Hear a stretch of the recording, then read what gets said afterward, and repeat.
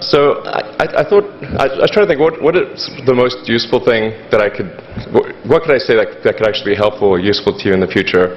And I thought I'd perhaps tell the story of how I sort of came to be here. How did some of these things happen?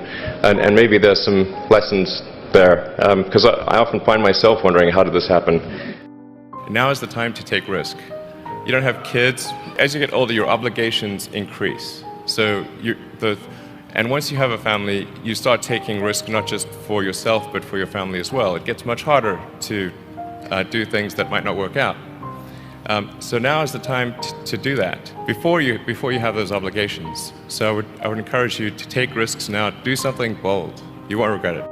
When I interview someone to work at the companies, would be to ask them to tell me about the problems that they worked on and how they solved them. And if someone was really the person that solved it, they'll be able to answer multiple levels. They'll be able to go down to the brass tacks. And if they weren't, they'll get stuck. And then you can say, oh, this person was not really the person who solved it, because anyone who struggled hard with a problem never forgets it. You focus on signal over noise. A lot of companies get confused. They spend money on things that don't actually make the product better. For example, at Tesla, we've never spent any money on advertising. We put all of the money into R&D and manufacturing and design to try to make the car as good as possible. I think that's the way to go. For any given company, just can keep thinking about, are these efforts that people are expending, are they resulting in a better product or service? And if they're not, stop those efforts. You've got to make sure that whatever you're doing is a great product or service. It has to be really great. And I go back to what I was saying earlier, where if you're a new company, I mean, unless it's like some new industry or new market that, if it's an untapped market, then you have more ability to, the standard is lower for your product or service. But if you're entering anything where there's an existing marketplace against large entrenched competitors, then your product or service needs to be much better than theirs. It can't be a little bit better, because then you put yourself in the shoes of the consumer and they say, why would you buy it as a consumer? You're always going to buy the trusted brand unless there's a big difference. So a lot of times, entrepreneur will come up with something which is only slightly better. And it can't just be slightly better. It's got to be a lot better. How did you figure you were going to start a car company and be successful at it? Well, I didn't really think Tesla would be successful. I thought we would most likely fail. But I thought that we at least could address the false perception that people had that an electric car had to be ugly and slow and boring like a golf cart. But you say you didn't expect the company to be successful, then why try? If something's important enough, you should try, even if the probable outcome is failure. Depending on how well you want to do, and particularly if you're starting a company, you need to work super hard.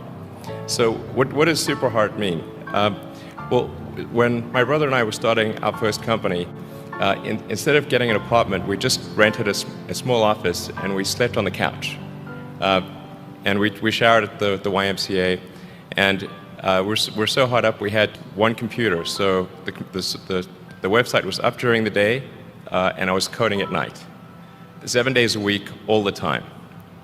And I sort of briefly had a girlfriend in that period, and in order to be with me, she had to sleep in the office. So work hard, like, every waking hour. That's the thing I would say, particularly if you're starting a company. And I mean, if you do simple math, you say like, okay, if somebody else is working 50 hours and you're working 100, you'll get twice as much done in the course of a year as the other company. So many people try to talk me out of starting a right company. It was crazy. One good friend of mine collected a whole series of videos of rockets blowing up and made me watch those. He just didn't want me to lose all my money. We're doing these things that seem unlikely to succeed, and we've been fortunate, and at least thus far they have succeeded.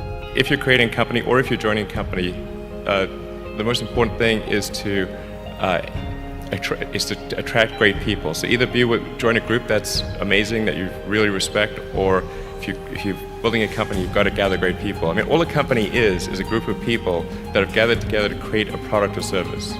And so depending upon how talented and hardworking that group is, and the degree to which they are focused cohesively in a good direction, that will determine the success of the company. So do everything you can to gather great people if you're creating a company. Really liking what you do, whatever area that you get into, given that even if you're the best, there's always a chance of failure.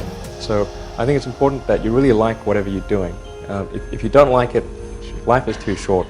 If you like what you're doing, you think about it even when you're not working. I mean, it's something that your mind is drawn to, and if you don't like it, you just really can't make it work, I think. I'd like to thank you for leaving crazy person out of the description. So I thought, I was trying to think, what is the most useful thing that I could, what could I say that could actually be helpful or useful to you in the future?